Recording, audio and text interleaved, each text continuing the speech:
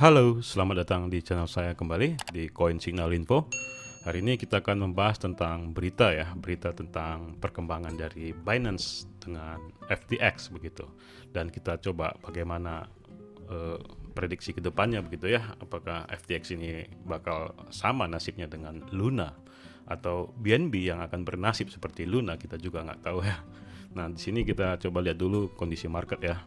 Jadi kalau kita lihat dari berita ini sebenarnya cukup lumayan ya berdampak pada semua kripto begitu. Terlebih-lebih Bitcoin begitu. Jadi saya tadi ada baca berita juga ya bahwa Bitcoin ini terjadi penurunan juga karena ada efek dari itu. Jadi ada sebuah ketakutan dari masyarakat bahwa akan terulang lagi begitu kejadian Luna itu gitu. Apakah itu Binance atau FTX begitu ya. Nah, kita lihat di sini Bitcoin memang terjadi penurunan 2% ya, dan itu bisa dibilang cukup lumayan ya, lumayan besar begitu ya. Nah, berita apa sih yang menjadi masalah sekarang ini begitu?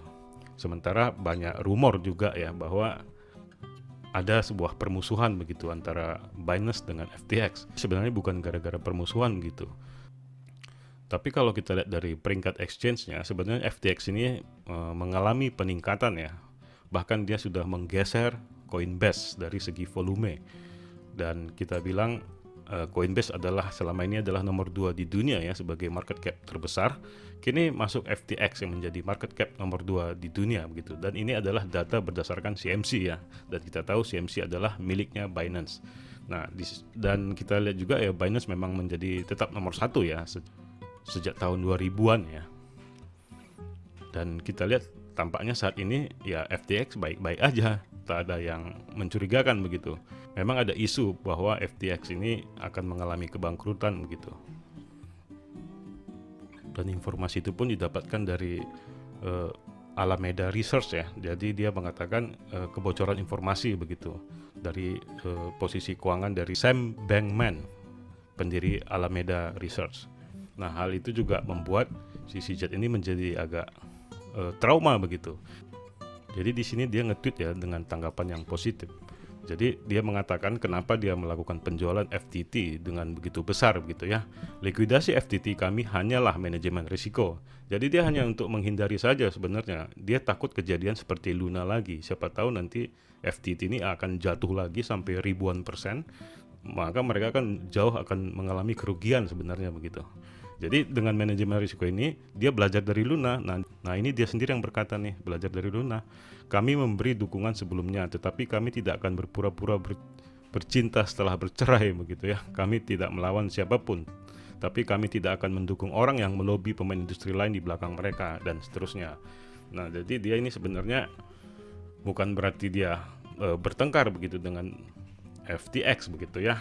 Ya kita juga nggak tahu sih sebenarnya ya kalau dilihat dari sebenarnya begitu, kita nggak tahu begitu. Dan kalau kita lihat dari peringkat kenaikan FTX ini memang sangat tajam juga ya sampai ke ranking 2 dunia. Mungkin saja ya Binance juga merasa terancam begitu ya. Jadi mencoba untuk menekan volumenya FTX begitu agar jatuh di bawah Coinbase kembali. Itu menurut pandangan saya. Tapi kalau kita lihat lagi tweetnya yang lain juga, dia berkata ya, sebagai bagian dari keluarnya Binance dari ekuitas FTX tahun lalu, Binance menerima sekitar 2,1 miliar USD dalam bentuk tunai, yaitu BUSD dan FTT. Karena pengungkapan baru-baru ini yang terungkap, kami telah memutuskan untuk melikuidasi FTT yang tersisa di pembukuan kami seperempat. Jadi belum full begitu ya, dia menjualnya itu seperempat begitu. Seperempat dari yang mereka miliki FTT-nya begitu. Jadi dia sebenarnya bukan berniat juga untuk menghancurkan FTX ya, kita nggak tahu juga ya, mungkin aja memang benar si Jet Binance ini mau manajemen risiko aja begitu, paling tidak seperempat uangnya itu selamat begitu. Namun dari berita-berita ini membuat memang market kripto itu menjadi ada fear kembali begitu, menjadi ketakutan, dan memang harga BNB pun secara langsung juga terjadi penurunan. Yang tadinya sempat di harga 5 jutaan ya, sebesar $359, dan kemudian terjadi penurunan yang bisa dibilang ya lumayan juga begitu, menjadi 328. Dan kita lihat penurunan ini berada sekitar 8% ya penurunannya begitu.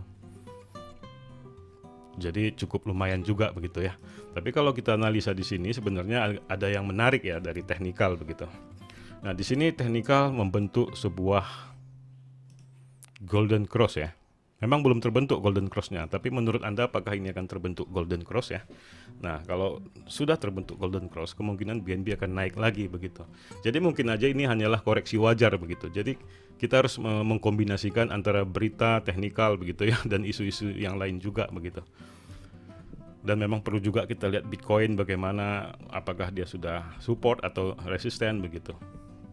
Nah, kalau saya lihat di sini sebenarnya BNB ini lagi tertahan di harga supportnya ya. Dan support ini terbentuk karena sudah menembus resisten ya. Ini adalah resisten yang lama dan sekarang menjadi support begitu. Dan ini termasuk support yang kuat begitu ya. Dan kita lihat ada ketahanan di sini. Nah, yang menjadi keraguan di situ adalah ketika support ini tembus lagi ke bawah begitu. Namun kalau kita lihat dari Fibonacci, ada lagi kita harapkan ada ketahanan di sini nih, di harga $317 atau di $320 begitu. Jadi bagi Anda yang memang biasa untuk trading begitu ya, kayaknya Anda harus pantau dulu begitu. Tunggu dulu penurunannya sampai di batas wajar di harga $318. Itu menurut sudut pandang saya, disclaimer on. Jadi untuk Anda yang jangka panjang ataupun yang para holder BNB sebenarnya tidak perlu ragu ya, dan tidak perlu takut begitu. Apakah BNB ini akan crash, akan jatuh, berluluh lantah? Tidak akan kayaknya ya. Karena Binance ini pondasinya sangat bagus ya. Jadi tidak perlu diragukan. Dan sekarang dia juga ada launchpad ya, atau launch pool koin apa ya, HFT ya. Nah sekarang sudah launch ya, harganya juga sekitar $3 kalau nggak salah ya. Dan saya juga ikut begitu. Dan mungkin Anda juga pasti ikut ya, karena begitu lama Binance ini tidak melakukan launchpad ataupun launch pool. Jadi ya mungkin ini menjadi efek yang bagus buat BNB selama ini begitu, hingga terjadi kenaikan sampai harga $359. Kemudian muncul lagi isu tentang FTX dan Binance ini yang menjual FTT-nya begitu, sehingga terjadi penurunan lagi. Nah, gimana dengan FTT? Apakah Anda para holder atau kita para holder FTT harus takut seperti kita dulu ngehold Luna? Kalau saya terus terang sih tidak ngehold Luna ya, dan tidak pernah memilikinya begitu. Nah, di sini kita lihat ya, time frame daily memang terjadi penurunan yang agak tajam memang untuk FTT, dan itu terjadi sekitar 18%. Nah sebenarnya kalau kita lihat dari penurunan 18% sebenarnya bukan hal yang menakutkan, dan bahkan di sini terjadi perlawanan ya, dia kembali rebound tadinya gitu. Kemudian ini terjadi penurunan lagi, dan kalau kita lihat juga dari jangka panjang ya, dari jarak yang panjang begitu ya, di sini merupakan adalah supportnya. Ini adalah supportnya, dan ini adalah support terakhir ya dalam waktu yang jangka panjang begitu. Dan ini juga kalau terjadi penembusan harga atau support ini tembus, ya memang kemungkinan FTX akan anjlok sangat parah sekali begitu. Bahkan mungkin bisa sampai ke $16, bahkan sampai ke $17 begitu. Nah, jadi bagi Anda yang holder FTT sebenarnya langkah CZ ini memang patut juga untuk diikutin begitu ya, dengan cara menjual seperempat aset Anda gitu. Misal Anda punya 1000 FTT, Anda juallah sebesar 250 FTT. Ya, bagaimana memang inilah dampak dari permainan market ini ya, dan bisa dibilang CZ juga salah satu paus kripto di dunia ya. Jadi ketika dia menjual seperempat, kemungkinan besar beberapa orang juga akan mengikutinya begitu. Nah ini yang dibilang dengan FUD ya sebenarnya, tapi secara soft, halus gitu, tak terlihat begitu. Kita nggak tahu, mungkin seperti yang saya bilang tadi, mungkin ada persaingan di exchangernya untuk ngemukul ke bawah FTX lagi, kita nggak tahu ya. Itu dari sudut pandang saya saja begitu. Jadi kita lihat kembali di FTT ini ya, di candle chartnya memang tampak agak menyeramkan sebenarnya, karena ini adalah tembok terakhir begitu, tembok pertahanan terakhir untuk FTT. Jadi memang agak meragukan ya. Jika Anda ingin masuk juga, Anda harus pantau dulu benar-benar nih.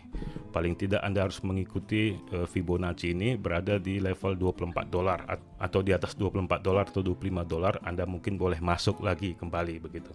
Karena kita lihat juga dia berada di bawah MA200 ya. Sementara kalau kita lihat BNB kan dia dalam proses eh, Golden Cross ya.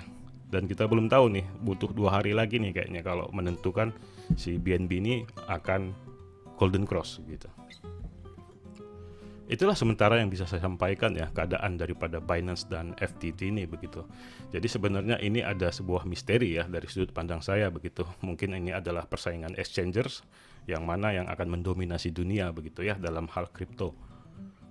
Sementara mungkin ada menjadi pertanyaan bagaimana BNB, apakah masih layak masuk? Ya menurut saya juga ini tembok juga harus kita perhatikan ya. Karena dia kan sedang mencoba menembus supportnya nih begitu. Jadi ketika dia tembus ya jangan coba-coba gitu. Maksudnya ini juga sebenarnya jangan coba-coba di harga sekarang begitu. Kecuali Anda mau spekulasi ya dan Anda yakin bahwa support ini tidak mampu ditembus, Anda boleh masuk sekarang juga begitu. Tapi kalau mungkin yang ragu-ragu mungkin bisa menunggu di harga $318 gitu ya. Nah, di situ adalah support terkuat juga, yang itu adalah support singkatnya dia ya. Support terdekatnya dia begitu. Di sini patokannya. Nah, inilah Fibonacci ya. Ini menurut Fibonacci dan Anda boleh Dior juga ya. Anda boleh riset mandiri. Sekali lagi disclaimer on, tetap bijaksana dalam mengambil keputusan. Di akhir kata saya ucapkan salam profit.